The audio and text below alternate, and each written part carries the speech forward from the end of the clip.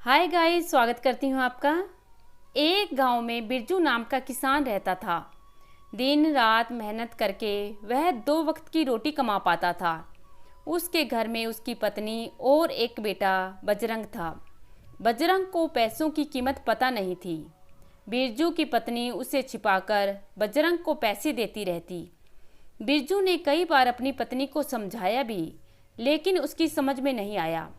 अब किसान बूढ़ा हो चला था और चाहता था कि उसका बेटा बजरंग खेती करने में उसका हाथ बटाए, लेकिन बजरंग को इसमें कोई रुचि नहीं थी। एक दिन बिरजू ने अपने बेटे से कहा, तू अपनी मेहनत से पैसा कमा ताकि मुझे भी तुझ पर गर्व हो। बजरंग ने सोचा, इसमें कौन सी बड़ी बात है। उसने अपने दोस्त के घर से 1 रुपया चुराया और शाम को बिरजू के हाथ में रख दिया। बिरजू ने उस सिक्के को भट्टी में फेंक दिया।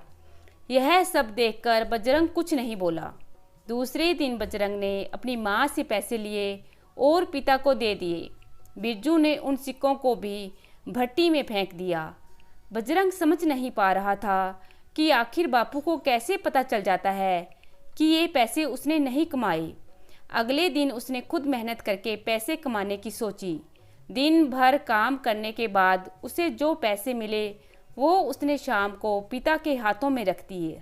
जैसे ही बिरजू उन्हें भट्टी में फेंकने लगा, बजरंग ने उसका हाथ पकड़ लिया और कहा, बापू, ये मेरी मेहनत की कमाई है, इसे भट्टी में क्यों फेंक रहे हो। यह देख बिरजू ने कहा, बेटा, आज तूने सबक सीखा है कि पैसा कितनी मेहनत से आता है। उसे खर्च करना आसान है, लेकिन कमाना बहुत मुश्किल है।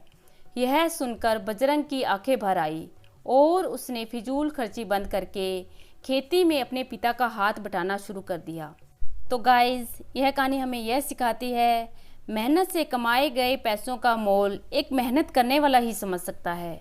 आशा करती हूँ कि कहानी आप पसंद करेंगे। धन्यवाद।